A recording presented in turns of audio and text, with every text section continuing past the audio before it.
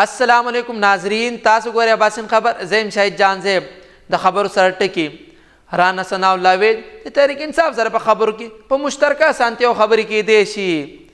عمران خان د اسرائیل اساسه دی چې د یو ځینې مسلم اټمي طاقت کمزوري کولو کې سی کوي. خواجه آصف د خبرو تفصیل رانا ثناء الله ویل د تحریک انصاف سره په خبرو کې په مشترکه سانتیو خبرې کېدی شي. د وزیر اعظم سیاسي چارو مشیر رانا ثناء الله ویل د تحریک انصاف سره د خبرو لارې په هغه موضوعات موافقه کېدی شي د دواړو خواو ته اسانتیا رامخې ته شي. رانا ثناء الله میډیا سره په خبرو کې ویل چې په سیاست کې اختلافات یو معمول خبره ده، خو د ریاستي مفاهماتو باندې اتفاق ضروري دی.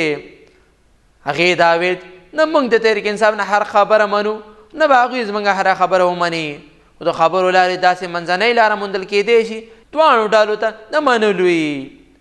رانا ثناء الله ویل که تحریک انصاف خپلې مطالبې تحریري طور پر باندې وړاندې کړي نو حکومت به پرې جایزه واخلي او مناسب جواب به ورکوي. د زیاته کړه چې کله مطالبې واضح طور رامخې ده شي نو د خبرو لاره به هم ښکاره شي. د ده په وینا د جنوري 2 نیټې پورې تحریک انصاف د چارټر ریمانډ وړاندې کېدلو تمه کېږي. د مدرسو د رجسټریشن بل په اړه رانا ثناء الله ویل مولانا فضل الرحمن په دې خبره رضا دی چې کومې مدرسې تعلیم وزارت سره رجسټر کېدل غواړي په دې کې هیڅ اعتراض نشته. هغه ویل چې قانوني ټیم د مدرسو د رجسټریشن بل مختلف پهلوونه جایزه اخلي تر څو دغه مسله په ښه طور باندې حل شي. رانا ثناء الله زور وکړو چې د خبرو اترو افهام تفهیم لارې سیاسي کشیدګي حل کېدی شي، په دې شرط چې دواړو خواو لچک ښکاره شي. عمران خان د اسرائیل اساسه دی چې یو ځینې مسلم اټمي طاقت کمزوري کولو کې حصې کوي. خواجه آصف وزیر دفاع خواجه آصف ویل چې عمران خان د اسرائیل لپاره یو اساسه دی، هغه سازش کوي چې پاکستان یو ځینې مسلم اټمي قوت دی کمزوری شي.